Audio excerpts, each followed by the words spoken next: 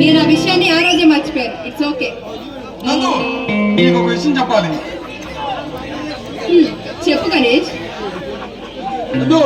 ఆకలిస్తుంది కానీ తినాలనిపించట్లేదు, దాహం వేస్తుంది కానీ తాగాలనిపించట్లేదు. దీనికి కారణం ఇదేమైనా రోగమేమో, డాక్టర్కి చూపించుకోపోయావా?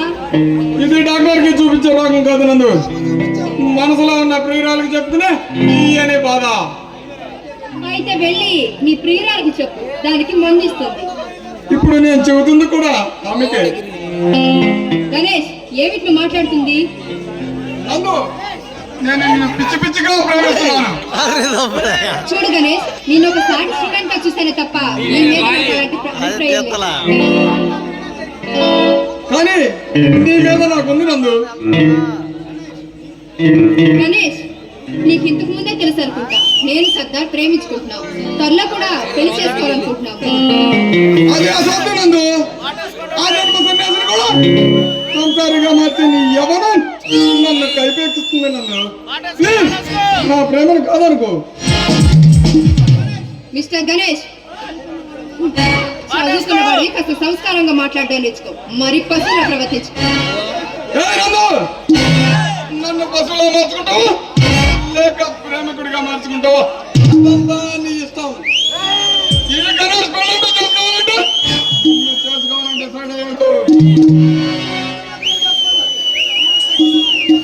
నేను చచ్చినా నిన్ను మాత్రం పెళ్లి చేసుకోను. నువ్వు చచ్చినా నీ శవానికే నేను తాళి కడతాను. ఏమిటి మూర్ఖత్వం? మర్యాదగా ఇక్కడ నుండి వెళ్ళు. ఈ రోజు నీ అన్నాన్ని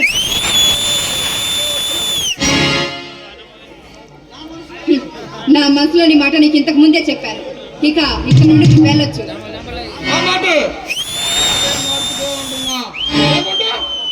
నేనేం చేస్తానో నాకే తెలియదు. నువ్వేం చేసినా నువ్వు అనుకున్నది మాత్రం జరగదు. దివి నుంచి భూమికి దిగి వచ్చిన దేవకన్ను అనుకుంటున్నాను. మానవ కన్నువి. నేను తలుచుకుంటే నిన్ను సంవత్సరానికి పనికి రాకుండా చేయగలను. ఇప్పుడు చూపిస్తా ఈ గణేష్ మగతనం. నువ్వు ఒప్పుకుంటే పెళ్లి, ఆ తర్వాతే శోభనం. లేకుంటే డైరెక్ట్ రేప్ చేస్తా.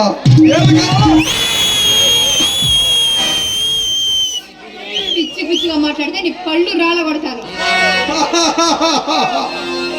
అట్టయితే నీకు రేపు తప్పదు, నాకు కష్టం తప్పదు అన్నమాట.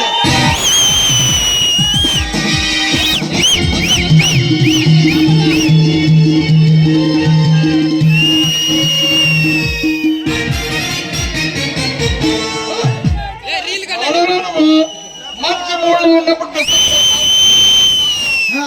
చచ్చేవాడి కడుపును పుట్టలేదు బే, చంపేవాడి కడుపును పుట్టినా ఈ కొదమ సింహం. ఇలాంటి రౌడీ నా కొడుకుల్లో భర్తం పట్టడానికి ఏ సింహకు వచ్చినా పల్నాడు సింహం వేరా ఈ రవిచంద్ర. ఏ రవిచంద్ర, నీలాంటి సింహాల తలకి కథకాల దక్కిన చరిత్ర రానది. తప్పుకో. ఇలాంటి కామాంధంలో రావడానికి గుండాలు గుండెలు తిరిగినా తప్ప అట్టు తప్పుకునే అలవాటు ఈ రవిచంద్రకి. ఈ గణేష్ చరిత్ర ఏంటో తెలియకుండా దిగుంటున్నావు. ఎరా నువ్వేమన్నా ఎన్టీ రామారావు అన్నాడువా లేక వైఎస్ఆర్ వారసుడువా? నీ గురించి గొప్పగా చెప్పుకోవడానికి ఆకల్ ఒక వీధి గుండావి. కాదు ఈ స్టేట్ ని చిటికెను వేలతో పాలిస్తున్నా తమ్ముండి నాతో పట్టుకున్నా నిన్ను కథకాల్లో తప్పకుండా వెళ్ళను. ఈ రవిచంద్ర మాడితే నిన్ను మీ అన్నను నన్ను జగనానికి మీ సేవలను ఈ సేవకు పంచభూతాలుగా ఆరంభిస్తా. మా ఒంటి మీద కత్తి వేయగల మగవాడు ఈ సీమలో నిలబడరా. ఈ సీమ మా గుప్పిట్లో ఉంది. ఎదురు లేదని విర్రవెక్కుతున్నా నిన్ను తరిమి కొడతా. ఈ సీమలో అడుగు పెట్టకుండా చూస్తా. చూస్తావా నా ప్రతాపం?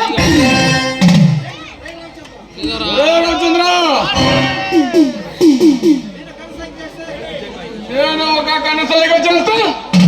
నీ అలా చీరాల్లో నీ మాట బాపట్ల తేలుతుంది. ఏయ్ గణేష్, నా ఒంటి మీద గొడ్డలు వేట పడేలాపు నీ తల నీ అన్న దగ్గర పడుతుంది. రామచంద్ర, నువ్వు పెద్ద ఆడదాని ముందు పెద్ద మెగాస్టార్ లా ఫీల్ అవుతున్నావు. నాకు టైం వస్తుందా అప్పుడు తెలుస్తా నీ సంగతి. ఓకే, ఇప్పుడు నీ టైం బాగుంది. మరలా తప్పు చేసి ఈ రవిచంద్ర గంట పడ్డామంటే నీ గట్టిగా ఈ యమలోకమే. ఎగిరి పడకు, నా అన్నతో వస్తా, నీ అంత తేలుస్తా. నీ బాబు జంగిలి